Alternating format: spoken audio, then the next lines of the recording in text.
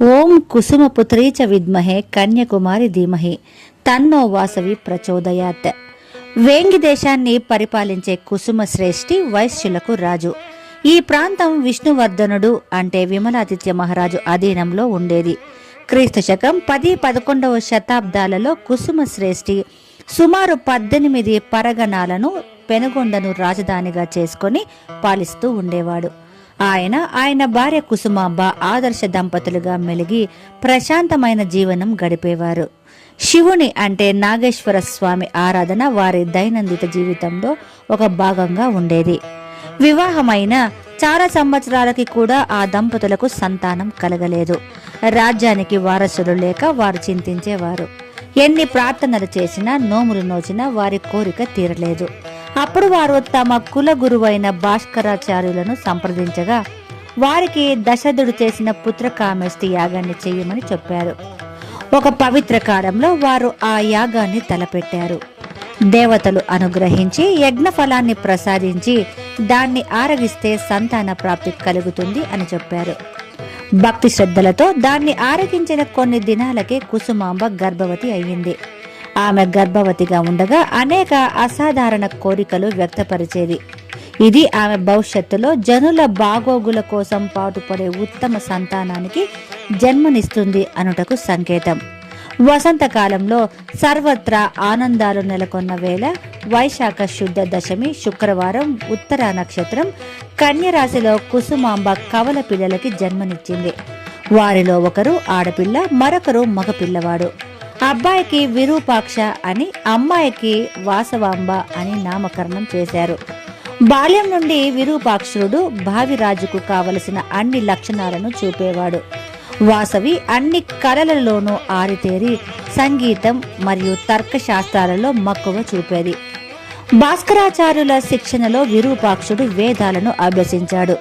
గుర్రపు స్వారీ, విలువిద్య, కత్తి సాము మొదలైన యుద్ధ విద్యను నేర్చుకున్నాడు.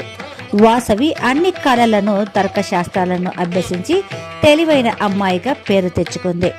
విష్ణువర్ధనుడు విరూపాక్షుడు యుక్త వయసుకు రాగానే ఆలేరుకు చెందిన ఆరేది శ్రేష్ఠి కుమార్తె అయిన రత్నావతిని వివాహం ఆడాడు. వివాహానికి విచ్చేసిన అతిథులందరూ త్వరలో వాసవి వివాహం కూడా ఇంత వైభవంగా జరుగుతుంది అని భావించారు.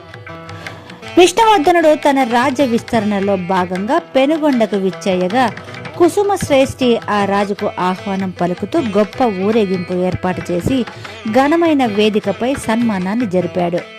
ఇంతలో విష్ణువర్ధనుడు దృష్టి జన సమూహంలో ఉన్న వాసవిపై పడింది. తొలి చూపులోనే ఆమెను గాఢంగా ప్రేమించాడు. ఆమె లేకుండా తాను బ్రతకలేనని భావించి ఆమెను వివాహమాడ నిశ్చయించాడు. ఆమె గురించి వివరాలు తెలుసుకోమని ఒక మంత్రిని పంపాడు. విష్ణువర్ధని కోరిక కుసుమ శ్రేష్ఠికి శరాఘాతం అయింది. ఆయన తన అంగీకారాన్ని తెలుపలేడు, అలా అని కాదనలేడు. దానికి కారణం ఆ రాజు అప్పటికే వివాహితుడు. వయసులో తన కూతురి కంటే చాలా పెద్దవాడు. వారి కులాలలో అంతరం ఉంది. ఇవి తలుచుకుని ఆయన చాలా ఒత్తిడికి లోనయ్యాడు. తన కుటుంబ సభ్యులతోనూ స్నేహితులతోనూ చర్చించగా అందరూ ఈ విషయంలో నిర్ణయాన్ని వాసవికే వదిలేయమని సలహా ఇచ్చారు. వాసవి తన జీవితాంతం కన్యగా ఉంటానని, ప్రాపంచిక విషయాలతో తనకు సంబంధం వద్దని తన నిర్ణయాన్ని ఖచ్చితంగా చెప్పేసింది. కుసుమ శ్రేష్ఠి ఈ విషయాన్ని విష్ణువర్ధనుడికి వర్తమానాన్ని పంపాడు. దీనిని విపరీతంగా ఆగ్రహించిన ఆ రాజు తన సైన్యాన్ని పంపి బలవంతంగా అయినా వాసవిని తీసుకురమ్మని ఆజ్ఞాపించాడు. ధైర్య సాహసాలు గల వైశ్యులు సామదాన భేద దండోపాయాలతో ఆ సేనను తిప్పికొట్టారు.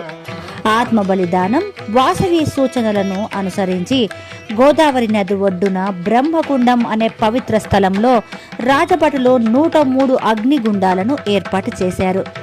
నగరమంతా ఆ రోజు పండగ వాతావరణంలో ఉంది. అప్పుడు వాసవి ఆ 102 గోత్రాలకు సంబంధించిన జంటలను ఉద్దేశించి, మీరంతా నాతో పాటు మంటలలో దూకడానికి సిద్ధంగా ఉన్నారా అని అడిగితే వారంతా మనస్ఫూర్తిగా తమ సంసిద్ధతను వ్యక్తం చేశారు. వాసవి దేవుని అంశగా అనుమానించి తమకి నిజ రూపాన్ని చూపమని కోరారు. ఆమె నవ్వి తన నిజ రూపాన్ని దేదీప్యమానమైన వెలుగుతో చూపించి, నేను ఆదిపరాశక్తి ఆర్య మహాదేవి యొక్క అవతారాన్ని అని చెప్పింది. ధర్మాన్ని నిలిపేందుకు, స్త్రీల గౌరవాన్ని కాపాడేందుకు, విష్ణువర్ధనుడిని అంతం చేసేందుకు, వైశ్యుల ఔదార్యాన్ని ప్రపంచానికి చాటేందుకు కలియుగంలో జన్మించానని చెప్పింది. సతీదేవి తనకు జరిగిన అవమానానికి ప్రతిగా చితిమంటల్లో దూకినట్లుగానే నేను కూడా అగ్నిలోకి దూకి పుణ్యలోకాలను చేరుకుంటాను అని చెప్పింది. కుసుమ శ్రేష్ఠి గత జన్మలో సమాధి అనబడే గొప్ప ముని. ఆయన తన 102 గోత్రాలకు చెందిన బంధువులతో సహా మోక్షాన్ని కోరాడు. అందుకే మీ అందరికీ కూడా ఆత్మ బలిదానానికి పురికొల్పాను అని అంది. ఆమె అక్కడ చేరిన వారికి దేశభక్తి, నిజాయితీ, సమాజ సేవ, సహనం మొదలగు వాటి గురించి వివరించింది. విష్ణువర్ధనుడి మరణం, ఆమె నోటి నుండి పవిత్ర వాక్కులు వెలువడగానే దేవి మానవ రూపంలో ప్రత్యక్షం అయ్యింది. అప్పుడు వాళ్ళంతా తమ ఇష్ట దైవాలను తలుచుకొని అగ్నిగుండంలో దూకారు. విష్ణువర్ధనుడికి దుశ్శకునాలు ఎదురైనప్పటికీ తన సేనతో పెనుగొండ పొలిమేరల్లో ప్రవేశించాడు. అప్పుడు చారులు అప్పటి వరకు జరిగినదంతా రాజుకు చెప్పారు. ఆ నిజాన్ని విని హృదయం ముక్కలైపోయింది రాజుకు. రక్తం కక్కుని అక్కడికక్కడే మరణించాడు. వాసవి చేసిన ఆత్మత్యాగం, విష్ణువర్ధనుడి మరణం గురించి పట్టణమంతా మార్మోగిపోయింది. విష్ణువర్ధనుడి చర్యలను ఖండించి ఒక నూతన శకానికి నాంది పలికిన వాసవి మరియు ఆమె అనుచరులను కొనియాడారు.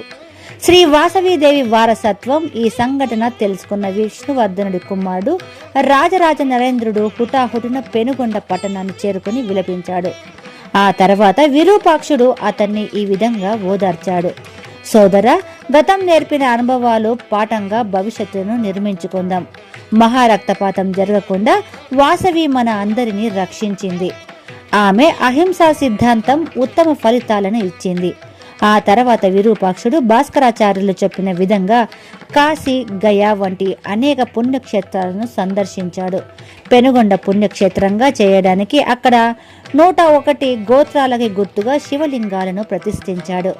నరేంద్రుడు వాసవి గౌరవార్థం ఒక విగ్రహాన్ని ప్రతిష్ఠించాడు. అప్పటి నుండి వైశ్యులందరూ వాసవి కన్యకా పరమేశ్వరిని వైశ్యకుల దేవతగా తలచి పూజలు చేయడం మొదలుపెట్టారు. వాసవి జీవిత చరిత్ర అహింసను నమ్మినందుకు, మత విశ్వాసాన్ని నిలిపినందుకు, స్త్రీల ఆత్మగౌరవాన్ని నిలిపినందుకు శాశ్వతంగా చరిత్రలో నిలిచిపోయింది. వైశ్యుల కీర్తిని విశ్వవ్యాప్తంగా వ్యాపించినందుకు గాను ఆమె ఎప్పటికీ అజరామరం అయింది. ప్రాపంచిక సుఖాలను విస్మరించిన ఆమె వైశ్యుల మనసులలో ఒక విజేతగా, శాంతికి చిహ్నంగా ఎప్పటికీ నిలిచిపోతుంది.